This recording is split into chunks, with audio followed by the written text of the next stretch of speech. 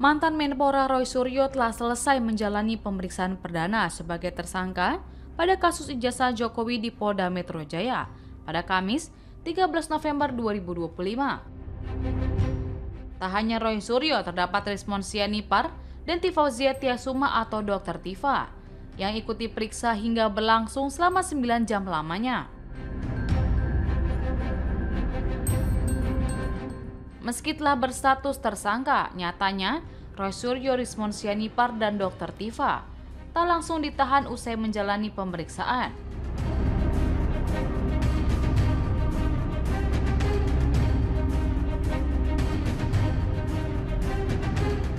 Di Reskrimum Polda Metro Jaya, Kombes Iman Imanuddin menyebut ketiga tersangka tersebut tak langsung ditahan karena mereka mengajukan ahli dan saksi yang meringankan.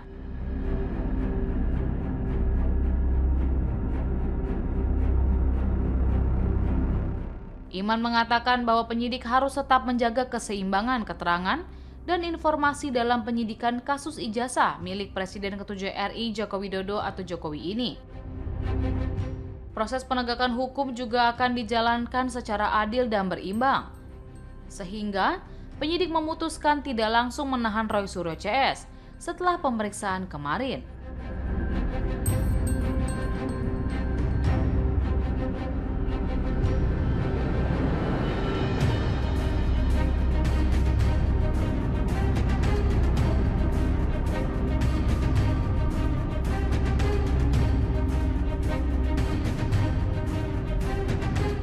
Penyidik selanjutnya akan memeriksa saksi dan ahli yang diajukan oleh pihak Roy Suryo CS.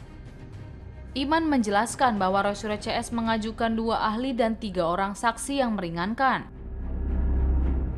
Untuk pemeriksaan pada ahli dan saksi dari Roy Suryo, Iman memastikan akan segera dilaksanakan penyidik.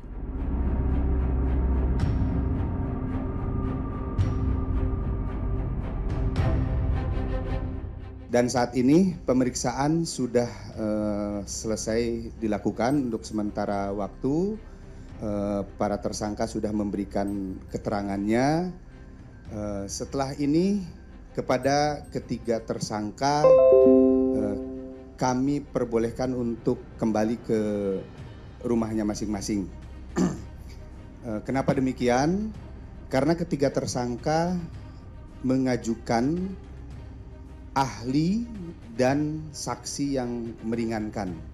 Tentunya dalam hal ini kami sebagai penyidik harus menjaga keseimbangan keterangan dan informasi sehingga proses penegakan hukum ini adil dan berimbang. Di sisi lain, kuasa hukum Roy Suryo CS Ahmad Hosinuddin menilai penyidik Polda Metro Jaya terlalu terburu-buru menetapkan tersangka. Dalam kasus pencemaran nama baik terkait tudingan ijazah palsu Presiden ke-7 RI Joko Widodo atau Jokowi. Kritik itu disampaikan di sela pemeriksaan Roy Suryo dan kawan-kawan di Polda Metro Jaya, Jakarta.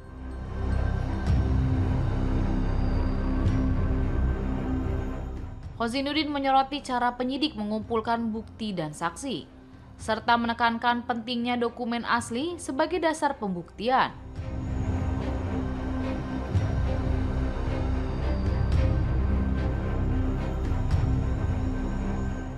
Ia menyebut ratusan barang bukti dan puluhan saksi tidak relevan dengan tuduhan pencemaran nama baik. Menurut Hosinuddin, ada 700 bukti dalam perkara ini. Namun, hanya satu bukti yang dianggap krusial, yakni selembar ijazah Jokowi. Dokumen ijazah itu, kata dia, tidak pernah ditunjukkan dalam proses penyidikan.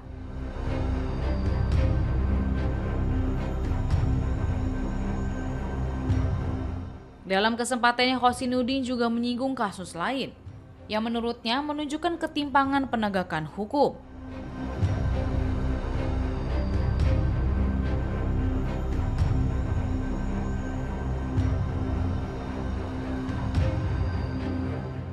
Ia menyebut mantan Ketua Komisi Pemberantasan Korupsi atau KPK, Firly Bahuri, sudah 2 tahun berstatus tersangka di Polda Metro Jaya, namun belum diperiksa.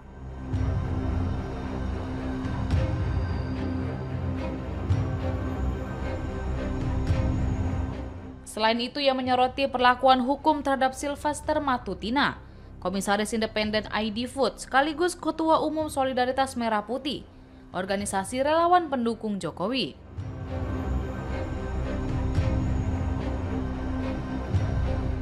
Hosinuddin heran karena Sylvester hingga kini tidak pernah dieksekusi oleh Kejaksaan ke lembaga pemasyarakatan atau lapas.